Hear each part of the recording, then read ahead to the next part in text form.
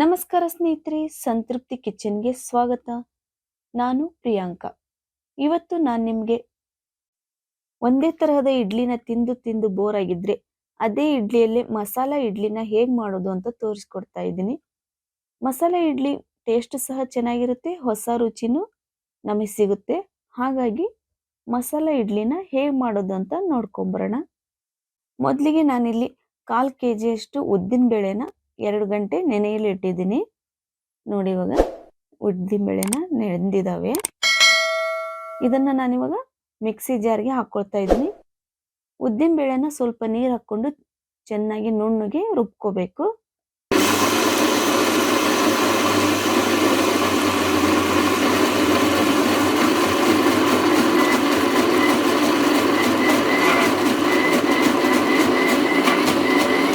ನೋಡಿ, ಈ ತರ ಮಿಕ್ಸಿಗೆ ಹಾಕೊಂಡು ನೋಡಿ, ಇವಾಗ ಇಷ್ಟು ನುಣ್ಣಗಾಗಿದೆಯಲ್ಲ, ಇಷ್ಟಾದರೆ ಸಾಕು.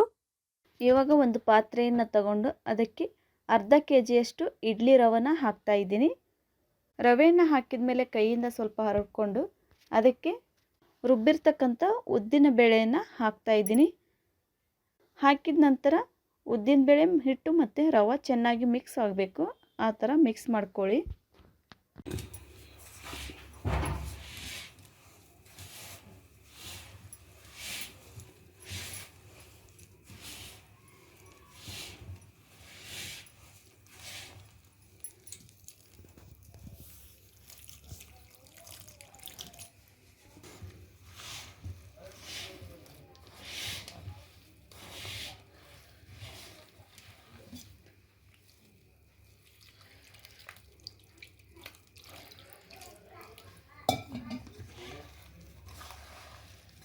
ನಂತರ ಸ್ವಲ್ಪ ಸ್ವಲ್ಪನೇ ನೀರು ಹಾಕ್ಕೊಂಡು ಮಿಕ್ಸ್ ಮಾಡ್ಕೊಳ್ತಾ ಬನ್ನಿ.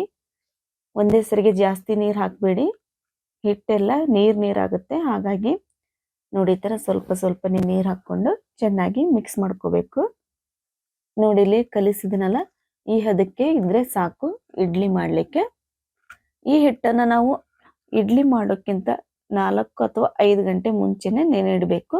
ಇಲ್ಲಾಂದ್ರೆ ನೈಟ್ ನೆನೆ ಇಟ್ಟು ಬೆಳಗ್ಗೆ ಮಾಡಿದ್ರಂತೂ ಇಡ್ಲಿ ತುಂಬಾ ಚೆನ್ನಾಗಿ ಬರ್ತವೆ. ನಾವು ಇಡ್ಲಿ ರವೆಯನ್ನ ಎಷ್ಟು ನೆನೆಸ್ತೀವೋ ಅಷ್ಟು ಚೆನ್ನಾಗಿ ಇಡ್ಲಿ ಮೃದುವಾಗಿ ಬರ್ತವೆ. ನೋಡಿ, ಇವಾಗ ನಾನು ನೈಟನ್ನು ನೆನೆ ಇಡ್ತಾ ಇದ್ದೀನಿ ಬೆಳಗ್ಗೆ ಇಡ್ಲಿ ಮಾಡಲಿಕ್ಕೆ.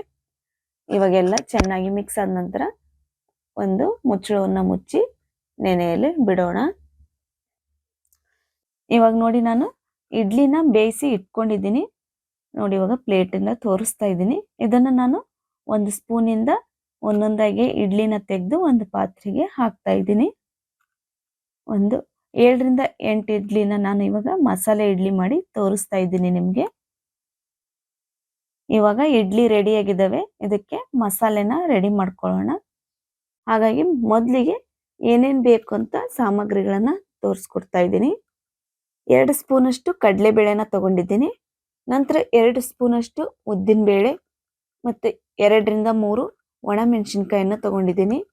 ಟೀ ಸ್ಪೂನಷ್ಟು ಜೀರಿಗೆ ತಗೊಂಡಿದ್ದೀನಿ. ನಂತರ 2 ಟೀ ಸ್ಪೂನಷ್ಟು ಬಿಳಿ ಎಳ್ಳನ್ನು ಬಳಸ್ತಾ ಇದ್ದೀನಿ. ನಂತರ 2 ಸ್ಪೂನಷ್ಟು ಇಲ್ಲಿ ನಾನು ಶೇಂಗಾನ ತಗೊಂಡಿದ್ದೀನಿ. ನಂತರ ಸ್ವಲ್ಪ ಹುಣಸೆ ಹಣ್ಣು ಮತ್ತು ಸ್ವಲ್ಪ ಬೆಲ್ಲವನ್ನು ತಗೊಂಡಿದ್ದೀನಿ. ನಂತರ 2 ರಿಂದ 3 ಹೆಸರು ಕರಿಬೇವನ್ನ ತಗೊಂಡಿದ್ದೀನಿ. ನಂತರ ಕೊತ್ತಂಬರಿ ಸೊಪ್ಪನ್ನು ಸಹ ಕಟ್ ಮಾಡ್ಕೊಂಡು ಇಟ್ಕೊಂಡಿದ್ದೀನಿ. ನಂತರ ಮಾಡಿರ್ತಕ್ಕಂಥ ಇಡ್ಲಿನ ತಗೊಂಡಿದ್ದೀನಿ. ಇವಾಗ ಮಸಾಲೆ ಇಡ್ಲಿ ಮಾಡಲಿಕ್ಕೆ ಮಸಾಲೆನ ರೆಡಿ ಮಾಡ್ಕೊಳ್ಳೋಣ. ಮೊದಲಿಗೆ ಕಾಳುಗಳನ್ನೆಲ್ಲ ಚೆನ್ನಾಗಿ ಹುರ್ಕೋಬೇಕು. ಹಾಗಾಗಿ ಗ್ಯಾಸ್ ಆನ್ ಮಾಡಿ ಒಂದು ಹೆಂಚನ್ನ ಇಡ್ತಾ ಇದ್ದೀನಿ. ಹೆಂಚು ಚೆನ್ನಾಗಿ ಬಿಸಿ ಆದ ನಂತರ ಶೇಂಗಾನ ಹಾಕ್ತಾ ಇದ್ದೀನಿ. ನಂತರ ಇದ್ರ ಜೊತೆಗೇನೆ 2-3 ಒಣಮೆಣಸಿನಕಾಯಿನ ಕಟ್ ಮಾಡ್ಕೊಂಡು ಇಟ್ಕೊಂಡಿದ್ವಲ್ಲ, ಅದನ್ನು ಸಹ ಹಾಕ್ಕೊಂಡು ಚೆನ್ನಾಗಿ ಫ್ರೈ ಮಾಡ್ಕೋಬೇಕು. ಶೇಂಗಾನ ನಾವು ಕೆಂಪು ಕಲರ್ ಬರೋವರೆಗೂ ಫ್ರೈ ಮಾಡಿದರೆ ಸಾಕು. ನಂತರ ಇದಕ್ಕೆ ನಾನು ಉದ್ದಿನ ಬೇಳೆನ ಸೇರಿಸ್ತಾ ಇದ್ದೀನಿ. ಅದಕ್ಕೇನೆ ಕಡಲೆಬೇಳೆನ ಸಹ ಹಾಕ್ಕೊಂಡು ಚೆನ್ನಾಗಿ ಫ್ರೈ ಮಾಡ್ಕೊಳ್ಬೇಕು. ಇವನ್ನು ಸಹ ಸ್ವಲ್ಪ ಕೆಂಪು ಕಲರ್ ಬರೋವರೆಗೂ ಫ್ರೈ ಮಾಡ್ಕೊಂಡ್ರೆ ಸಾಕು. ಇವಾಗ ಚೆನ್ನಾಗಿ ಫ್ರೈ ಆಗಿದ್ದಾವೆ. ನಂತರ ಇದಕ್ಕೆ ಒಣ ಕೊಬ್ಬರಿಯನ್ನು ಇಟ್ಕೊಂಡಿದ್ವಲ್ಲ, ಅದನ್ನು ಸಹ ಹಾಕ್ತಾ ಇದ್ದೀನಿ. ನಂತರ ಜೀರಿಗೆಯನ್ನ ಹಾಕ್ತಾ ಇದ್ದೀನಿ. ಅದ್ರ ಜೊತೆಗೇನೆ ಬಿಳಿ ಎಳ್ಳನ್ನು ಸಹ ಇವಾಗ ಹಾಕಿ ಚೆನ್ನಾಗಿ ಫ್ರೈ ಮಾಡ್ಕೊಳ್ತಾ ಇದ್ದೀವಿ. ಇವಾಗ ಎಲ್ಲ ಚೆನ್ನಾಗಿ ಫ್ರೈ ಆಗಿದ್ದಾವೆ. ಇದನ್ನು ನಾನು ಇವಾಗ ಒಂದು ತಟ್ಟೆಗೆ ಹಾಕಿ ತಣ್ಣಗಾಗಲು ಬಿಡಬೇಕು. ತಣ್ಣಗಾದ್ಮೇಲೆ ಮಿಕ್ಸಿ ಜಾರಿಗೆ ಹಾಕ್ಬೇಕಿದ್ನ. ನೋಡಿ ಇವಾಗ 2 ನಿಮಿಷ ಆಗಿದೆ, ತಣ್ಣಗಾಗಿದೆ ಮಸಾಲೆನೂ ಸಹ. ಒಂದು ಸಣ್ಣ ಮಿಕ್ಸಿ ಜಾರಿಗೆ ಇದನ್ನ ಹಾಕ್ತಾ ಇದ್ದೀನಿ. ಹಾಕಿದ ನಂತರ ಬೆಲ್ಲವನ್ನು ತಗೊಂಡಿದ್ವಲ್ಲ ಅದನ್ನು ಸಹ ಹಾಕ್ತಾ ಇದ್ದೀನಿ. ನಂತರ ಹುಣಸೆ ಹಣ್ಣನ್ನ ನಾನು ಸ್ವಲ್ಪ ನೀರಲ್ಲಿ ನೆನೆ ಇಟ್ಟಿದ್ದೆ, ಇವಾಗ ಇವಾಗ ಹಾಕ್ತಾ ಇದ್ದೀನಿ. ನಂತರ ರುಚಿಗೆ ತಕ್ಕಷ್ಟು ಉಪ್ಪನ್ನ ಹಾಕಿ ಚೆನ್ನಾಗಿ ಗ್ರೈಂಡ್ ಮಾಡ್ಕೋಬೇಕು.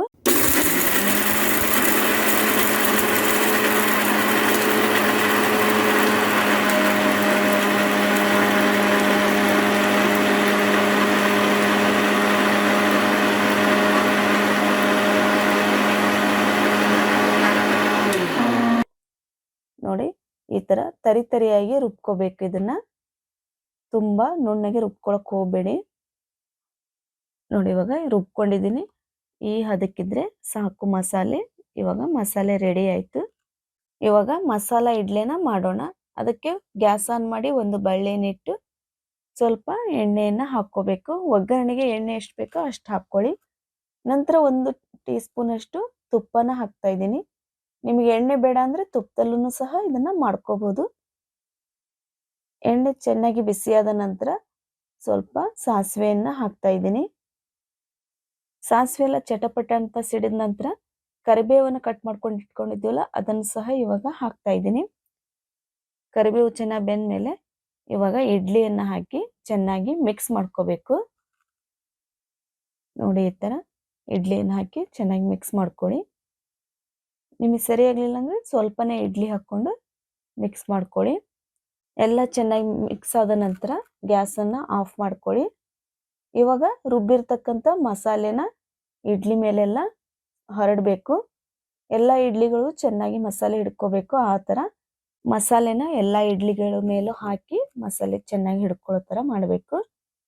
ನೋಡಿ ಮಸಾಲೆಗೆ ಏನು ಕಲರ್ ಹಾಕಿಲ್ಲ, ಏನಿಲ್ಲ, ಎಷ್ಟು ಚೆನ್ನಾಗಿ ಕಾಣ್ತಾ ಇದೆ ಅಂತ. ನೋಡಿ ಇಡ್ಲಿಗಳ ಮೇಲೆ ಉದುರಿಸಿದ ನಂತರ ಎಷ್ಟು ಚೆನ್ನಾಗಿ ಕಾಣ್ತಿದ್ದಾವೆ ಅಂತ ನೋಡಿದ್ರೇನೆ ತಿನ್ಬೇಕು ಅನಿಸ್ತಾ ಇದೆ.